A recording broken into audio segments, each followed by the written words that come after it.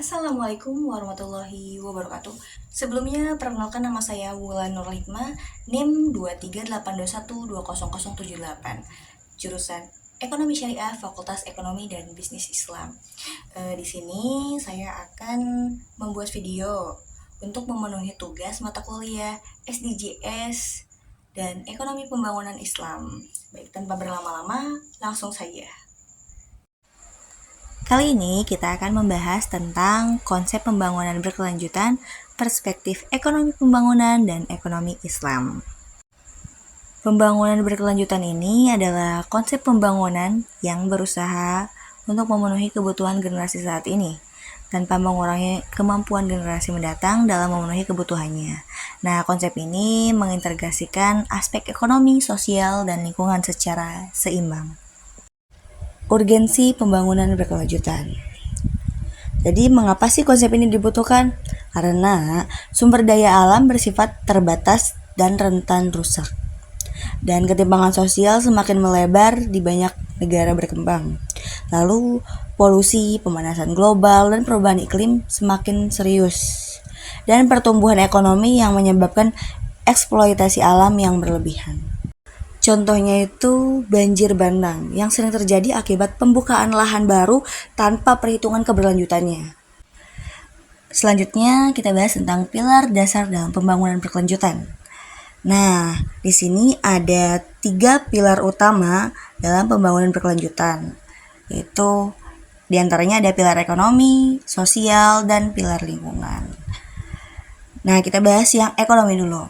Pilar ekonomi itu mencakup pertumbuhan ekonomi yang harus stabil dan menciptakan lapangan pekerjaan serta meningkatkan produktivitas. Contohnya seperti KUR, kredit usaha rakyat untuk UMKM tanpa merusak lingkungan. Dan yang kedua itu pilar sosial, fokusnya itu pada pemerataan, pengurangan kemiskinan, dan perlindungan kelompok rentan.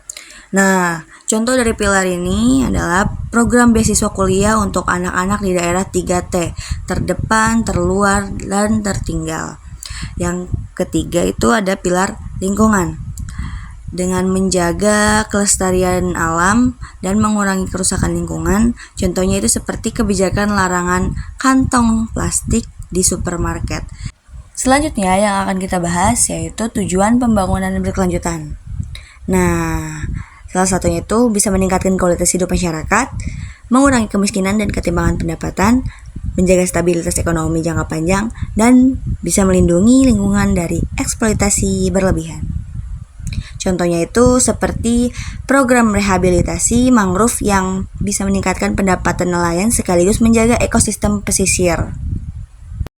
Selanjutnya yang akan kita bahas yaitu pembangunan berkelanjutan dalam ekonomi Islam. Jadi, Islam menekankan keseimbangan antara material, spiritual, dan tidak membiarkan kerusakan di bumi. Jadi, nilai pentingnya itu khalifah sebagai manusia itu dapat menjaga bumi dan amanah dengan penggunaan sumber daya yang bertanggung jawab dan maslahah. Pembangunan harus membawa kebaikan untuk semua. Dan ada larangan israf juga supaya tidak boros atau merusak alam. Dan selanjutnya kita akan membahas tentang instrumen ekonomi Islam untuk mendukung keberlanjutan. Jadi di sini ada 3. Yang pertama zakat, infak, sedekah. Yang kedua wakaf produktif. Dan yang ketiga keuangan syariah.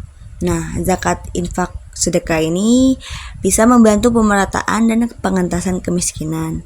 Dan wakaf produktif bisa mendanai fasilitas sosial jangka panjang. Lalu keuangan syariah itu seperti pembiayaan halal dan etis. Lalu selanjutnya kita bahas tentang tantangan pembangunan berkelanjutan.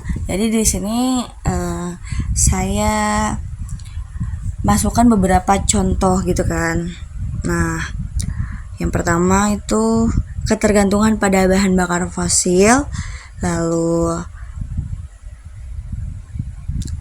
korupsi dan tata kelola yang buruk, dan ada konflik juga antara ekonomi dan lingkungan serta pendanaan yang terbatas. Contohnya itu seperti konflik antara pembukaan tambang dan perlindungan hutan yang sering terjadi di Indonesia, seperti di Sumatera. Lalu selanjutnya kita akan membahas tentang strategi dan solusi dalam pembangunan berkelanjutan.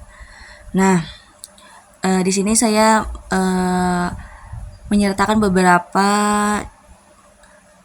solusi atau strateginya. Yang pertama itu transisi bertahap ke energi terbarukan seperti tenaga surya, angin, dan biomasa dimulai dari sektor publik seperti pemerintahan, kampus, puskesmas, dan sekolah. Terus yang kedua itu penerapan analisis dampak lingkungan atau AMDAL yang ketat. Jadi bukan hanya sekadar formalitas. Lalu selanjutnya ada transparansi anggaran publik melalui platform digital yang bisa diakses masyarakat. Jadi ini tuh bersifat transparan dan masyarakat tuh bisa mengaksesnya. Lalu selanjutnya itu ada pemanfaatan dana ziswaf, zakat, infak, wakaf, dan sedekah produktif ini sebagai skema pendanaan sosial. Jadi seperti dalam pendidikan, kesehatan, dan UMKM. Jadi kesimpulannya itu pembangunan berkelanjutan merupakan pendekatan yang menekankan keseimbangan antara pertumbuhan ekonomi, kesejahteraan sosial, dan perlindungan lingkungan. Nah, dalam perspektif Islam sendiri, keberlanjutan merupakan bagian dari tanggung jawab moral manusia sebagai khalifah di bumi. Dengan menerapkan prinsip ini, pembangunan berkelanjutan menjadi lebih adil, manusiawi, dan berjangka panjang. Baik, mungkin itu saja yang dapat saya sampaikan. Kurang lebihnya mohon maaf. Wabillahi taufiq wal hidayah. Wassalamualaikum warahmatullahi wabarakatuh.